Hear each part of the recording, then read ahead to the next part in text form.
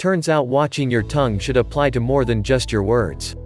There's a lot that doctors, and you, can tell about your overall health just by looking at the color, size, and texture of your mouth's unsung hero.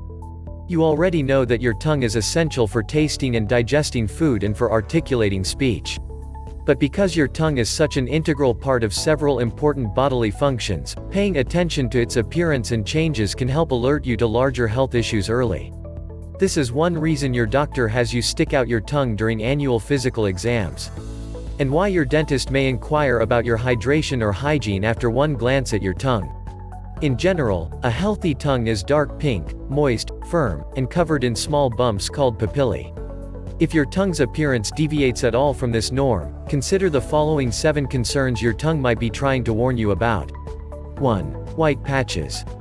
If you notice this discoloration, first try brushing your tongue each morning and evening for a week or 2 to make sure it's not an oral hygiene issue, says Dr. Johns. If it lingers, it might be an overgrowth of candida, aka yeast or thrush. You're at a higher risk of developing this condition if you're on antibiotics, have diabetes, are on chemotherapy, inhale steroids to treat asthma or COPD, or have a compromised immune system. Candida is usually very treatable with an antifungal swish and spit liquid or pill. White patches could also be a sign of leukoplakia, which is often caused by tobacco or chronic alcohol use. Oral cancer can sometimes develop on or near these patches. If your doctor is concerned, he'll perform a biopsy. 2. A webbed or striped look.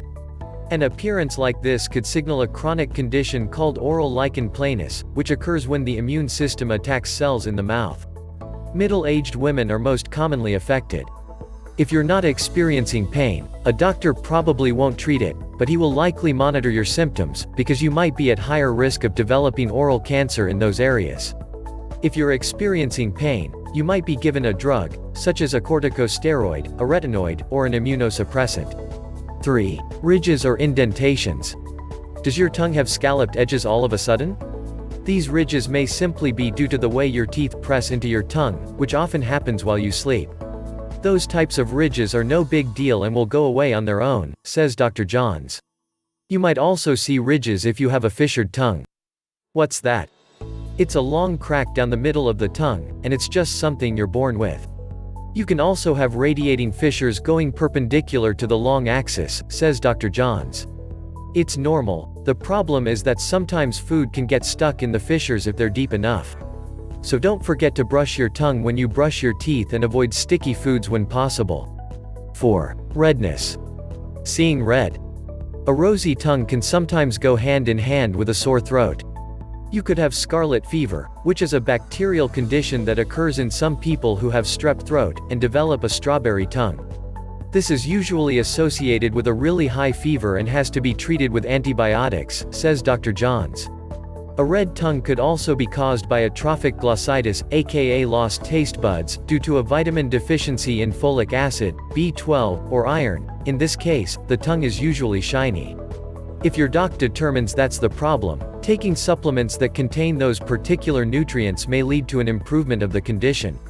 Another possible trigger: we often see red tongues in people who have very dry mouths, says Dr. Johns. The tongue can feel sensitive and tender. For that, I recommend an over-the-counter product for saliva replacement, sipping on the water often, and using sugar-free lozenges. 5. Bumps. Toward the back of your tongue there are taste buds that are bumpier and larger than the ones that hang out in front, says Dr. Johns, and they're not usually a cause for concern. Sometimes taste buds can be temporarily inflamed and get bigger if you eat something hot. Other common causes of bumps include canker sores and herpes cold sores, both of which go away on their own but can be treated to speed healing and ease discomfort. For canker sores, you can use an over-the-counter ointment, avoid spicy and acidic foods, and gargle with baking soda and water. For herpes, a prescription antiviral pill is needed.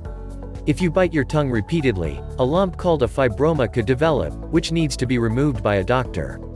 Any ulcer that sticks around and is firm could be a cancerous lesion and should be biopsied.